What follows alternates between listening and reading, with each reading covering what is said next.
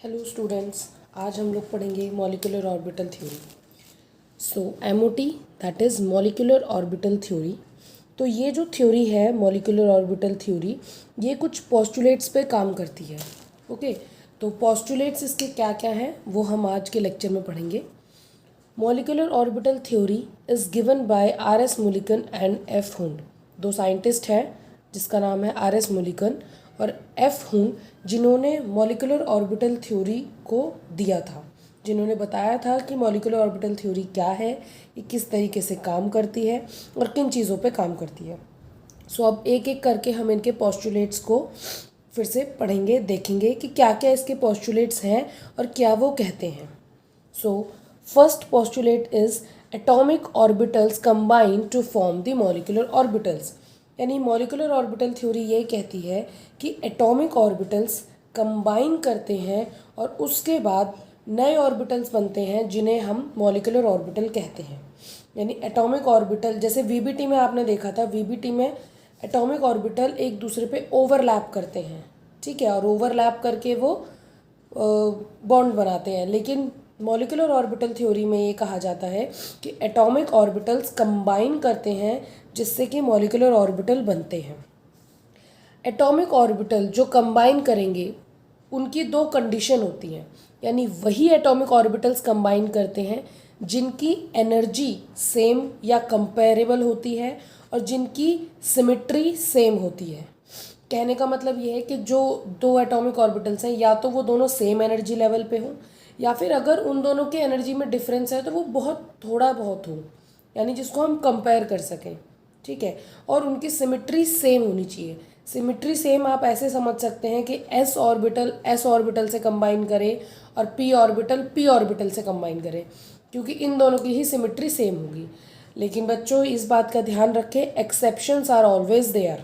Okay, तो second postulates आप समझ गए कि वो एटॉमिक ऑर्बिटल्स कंबाइन करेंगे जिनकी एनर्जी सेम होगी और जिनकी सिमेट्री सेम होगी। क्लियर है।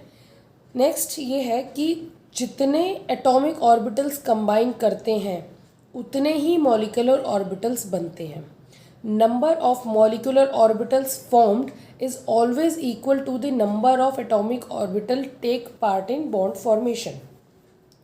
अगर दो एटॉमिक ऑर्बिटल्स कंबाइन कर रहे हैं तो दो ही मॉलिक्यूलर ऑर्बिटल बनेंगे, एक बॉन्डिंग और एक एंटी बॉन्डिंग। अगर तीन कंबाइन कर रहे हैं तो तीन बनेंगे, अगर चार कंबाइन कर रहे हैं तो चार मॉलिक्यूलर ऑर्बिटल्स बनेंगे, दो बॉन्डिंग दो एंटी बॉन्डिंग। यानी नंबर ऑफ एटॉमिक ऑर्बिटल्स जो कंबाइन करेंगे या जो बॉन्ड फॉर्मेशन में पार्टिसिपेट करेंगे वो हमेशा इक्वल होगा कि कितने मॉलिक्यूलर ऑर्बिटल बन रहे हैं। क्लियर है। फोर्थ इज एटॉमिक ऑर्बिटल्स जो कंबाइन करते हैं वो करते हैं LCAO के अकॉर्डिंग। अब ये LCAO क्या है? Linear combination of atomic orbital. Linear combination of atomic orbital के अकॉर्डिंग ही आपके एटॉमिक ऑर्बिटल्स कंबाइन करेंगे। ये क्या चीज़ होती है मैं आपको समझा देती हूँ। LCAO ये कहता है, मतलब जैसे आप देखते होंगे कि दो तरीके के नेचर हम पढ़ते हैं, एक होता है पार्टिकल नेचर, एक होता है वेव नेचर। पार्टिकल नेचर के अकॉर्डिंग जो आपका मैटर है वो स्ट्रेट लाइन में, सीधे लाइन में पार्टिकल्स जो हैं वो स्ट्रेट लाइन में ट्रैवल करते हैं, लेकिन वेव नेचर के अकॉर्डिंग वो वेव्स में ट्रैवल करते हैं। तो LCAO जो है वो वेव नेचर को दर्शाता है। तो वो ये कहता है कि आपके दो एटम्स है, एक है A और एक है B। तो जो आपका A एटम है, सपोज A एटम है, उसकी एक वेव होगी, ठीक है। इस तरीके से हम वेव को डिनोट करते हैं। इस वेव को हम साई से डिनोट करेंगे और इस क्योंकि ये मतलब एटम एक ही है इसलिए हम साई A लिख सकते हैं। इसी तरह B की एक वेव होगी जिसे हम साई B लिख सकते हैं। क्लियर है। अब ये दोनों जो वेव हैं ये कंबाइन करेंगे, क्योंकि आपके एटॉमिक ऑर्बिटल्स क्या करते हैं? कंबाइन करते हैं। तो ये दोनों वेव्स भी क्या करेंगी? कंबाइन करेंगी। जब आपकी ये दो वेव कंबाइन करेंगी तो इसे कंबाइन करने के दो तरीके होंगे। क्या दो तरीके होंगे? पहला तरीका होगा कि आपकी दोनों वेव एक दूसरे के ऊपर सुपर इम्पोज करें। क्लियर है। यानी ये दोनों सेम डायरेक्शन में मूव करेंगी। सुपर इम्पोज करेंगी तो आपका साई ए भी पॉजिटिव फेज़ में है और साई बी भी पॉजिटिव फेज़ में है, दोनों एक साथ ट्रैवल करनी है। इसको हम एडिटिव ओवरलैपिंग कहते हैं। क्या कहते हैं? एडिटिव ओवरलैपिंग या एडिटिव कॉम्बिनेशन, और जिसमें आप इसको डिनोट कर सकते हैं साई ए प्लस साई बी से। वहीं अगर हम बात करें दूसरे टाइप की, तो दूसरे टाइप में क्या हो सकता है कि दोनों वेव एक दूसरे के अपोजिट डायरेक्शन में ट्रैवल करें। सपोज साई ए आपका पॉजिटिव फेज़ में है तो साई बी आपका नेगेटिव फेज़ में होगा। इसे हम सब्सट्रैक्टिव कॉम्बिनेशन या सब्सट्रैक्टिव ओवरलैपिंग कहते हैं।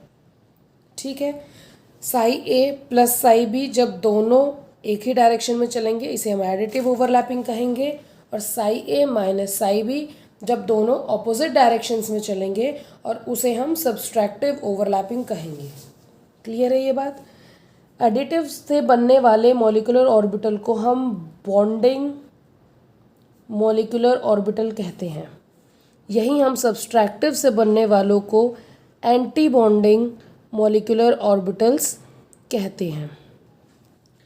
क्योंकि एडिटिव की तरह से बनने वालों की एनर्जी कम होती है, इसमें आपकी एनर्जी कम होगी और स्टेबिलिटी ज़्यादा होगी। हमेशा इस बात का ध्यान रखें, जिस चीज़ की एनर्जी कम होती है उसकी स्टेबिलिटी ज़्यादा होती है, और जिसकी एनर्जी ज़्यादा होती है उसकी स्टेबिलिटी कम होती है।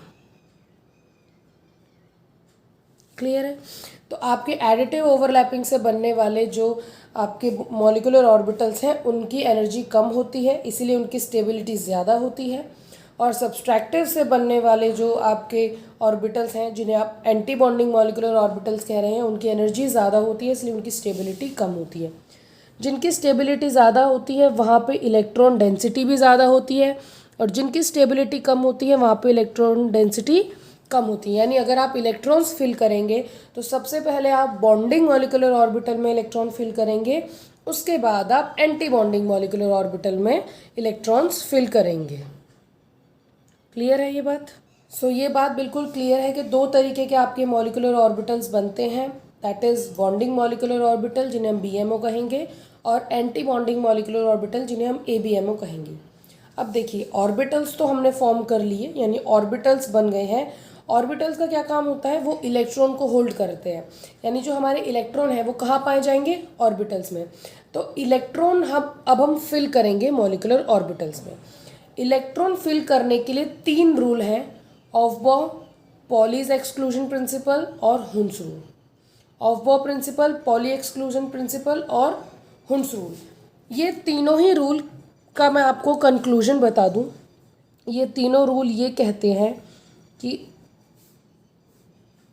अगर आप इलेक्ट्रॉन फिल कर रहे हैं तो सबसे पहले कम एनर्जी वाले में इलेक्ट्रॉन फिल करिए, उसके बाद ज़्यादा एनर्जी वाले पे चलेंगे। यानी जो आपका ऑर्बिटल कम एनर्जी पे है, लीस्ट एनर्जी पे है, पहले उसमें इलेक्ट्रॉन भरिए, उसके बाद आप उससे ज़्यादा एनर्जी वाले पे भरिए, फिर उससे ज़्यादा एनर्जी वाले पे भरिए।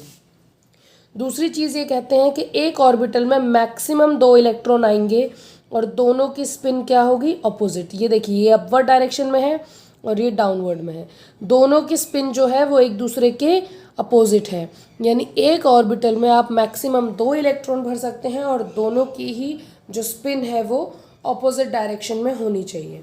और थर्ड ये कहते हैं कि अगर आपके पास ऑर्बिटल सेम एनर्जी लेवल पे है तो पहले आप उसे हाफ फिल्ड करेंगे, और उसके बाद अगर आपके पास इलेक्ट्रॉन बचते हैं तब आप उसकी पेयरिंग करेंगे।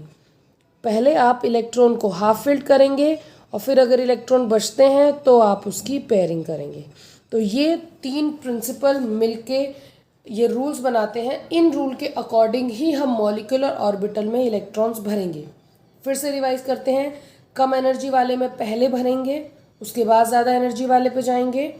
एक ऑर्बिटल में मैक्सिमम 2 इलेक्ट्रॉन भरेंगे और दोनों की ही स्पिन क्या होगी?